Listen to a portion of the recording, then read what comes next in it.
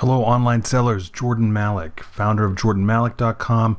You might know me as the founder of FindSpotter.com or a number of books that I've written on making profits and more sales on Amazon and eBay. I want to talk to you about online sourcing today. If you do nothing else, go over to this URL, JordanMalik.com/OSA, with all the information you need. I want to talk about how myself and other savvy eBay and Amazon sellers are finding products online, buying products from either major or minor online retailers and receiving them and selling them on Amazon for at least many times 100% or higher ROI. Meaning we're buying something for $10, being able to sell it for $30, $40 and making $10, $20 profit. And it can be done. The folks that do it, they just go online and they look at like ToysRUs.com and just buy stuff. And expect to make a profit. Those days are almost over, but there are many strategies that I've used. Using those strategies has helped me make a tremendous profit when I source products online. So I just want to be clear that this is not about my website FindSpotter. I'm going to show you examples of products I've personally found online that I've sold for really big profits, but this is separate from my FindSpotter business. My FindSpotter VIP subscription, which is currently sold out, is a list of daily finds that my staff finds for my FindSpotter members. I don't personally use that list, so I'm one less seller who's using it because we try to keep the number of sellers capped. When I do online sourcing, I find my own products.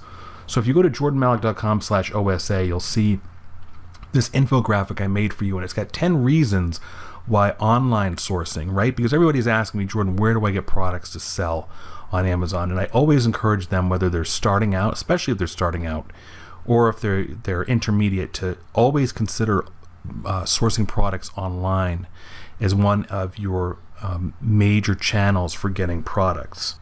And the reason is that there's definitely money to be made in wholesale or buying liquidation, but there's so many good things about sourcing products online. You have no minimum buy. It's not like you have to buy $500 worth of stuff. And there's so many strong incentives out there from other stores and sales. You know, everybody thinks, well, because an item sells for $5 at Toys R Us and Amazon is selling it for $25, there must be something wrong. Like, why would anybody go buy that product from Amazon? The answer is that online retailers are discounting their merchandise, like Toys R Us, and there's I'm sure another 20 or 30 retailers who do that. They're not thinking about the competing Amazon price when they're doing it. They have other pressures from their buyers or from the manufacturer, the Mattel or Hasbro. They have to move product quickly, and they're not going to stop discounting their items just because the competing Amazon price is 3, 4, 5 times higher. They've got obligations and pressure that have nothing to do with Amazon, including pressure from their stockholders if they're a public company, or the senior vice president or the manufacturer wants them to move product quickly. That's one of those things that you can keep an eye out for to be able to buy so you can resell it for a really big profit on Amazon. So please check out the infographic I made, JordanMalik.com/OSA, and that's going to tell you why sourcing products online is so good, particularly if you're starting out or for any seasoned seller. So let's show you some profit proof of what I've sourced online. These are my actual email receipts. A major party store retailer had some clearance items. I bought Disney Princess birthday scene setters for roughly $2 some change, $2.50, $2.75, and I bought 25 of them. And they sold, this page actually goes down much further. I don't have the whole page here, but I bought 25 of them, and they each sold for $14.95 on Amazon. You can see this is a recent, well, this is January 2014, and I must have bought these in November of 2013. So you'll see that, from $2.50 each to $14.95, it probably made about a profit of, I'm guessing, $7, $8 a piece. So when you multiply that times 25, the quantity 25 that I purchased, that $200 profit. And finding this just took me a few minutes. And for you sellers who are eBay sellers, I haven't forgotten you. This is an item around the same time frame as my Amazon sales. This was selling on Amazon for This is from an Australian seller, but $12.60 US. Looks like shipping was not free on that. So you would also make a profit on that scene center, the Disney Princess scene center. That's the exact same one here if you had sold it on eBay. Here's another item, Child Iron Man gloves. These are accessory gloves for the Iron Man costume. I bought 25 of them for, looks like just under $4 a piece, plus tax. So we'll just call it $5 a piece. And those also sold. Here's a sample invoice from my Amazon sales for $15.62. So that's a profit of, I'd say, at least $5 per, or 100% ROI on each pair of gloves. You'll notice that the sale was January 19th, and I've done a lot more sales than that, but this has nothing to do with Halloween.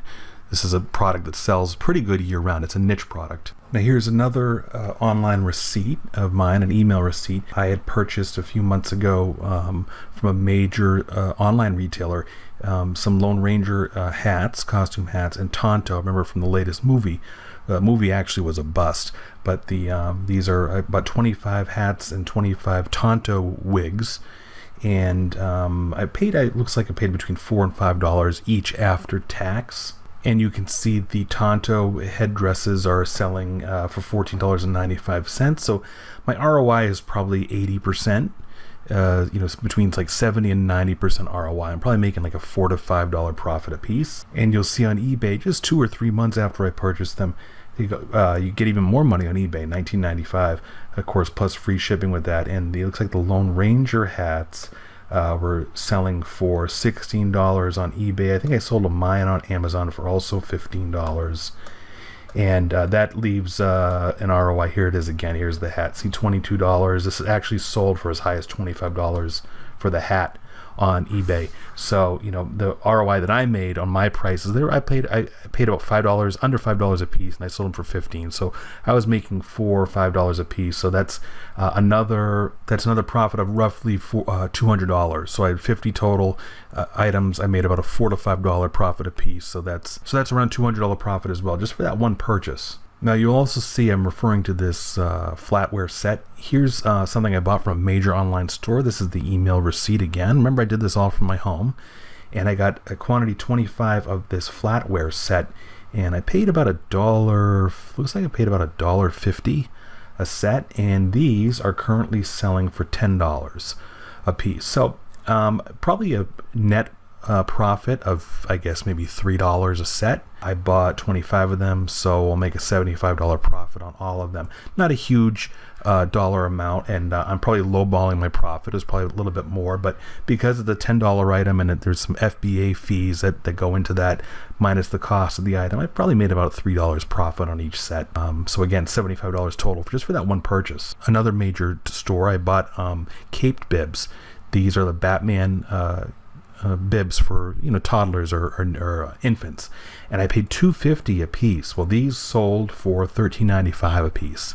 Profit margin is probably about $7 a piece. I'd say between $6 or $7. That's a good, almost say 200 to 300% return. I only got 6 of them from this purchase, but I actually bought more. There was another receipt I didn't have handy, and also a Wonder Woman caped bib, but I also paid $2.50 a piece. These sold for $15 a piece. So the net profit each piece was probably about $8 or $9. So that's almost a 400% ROI on these as well.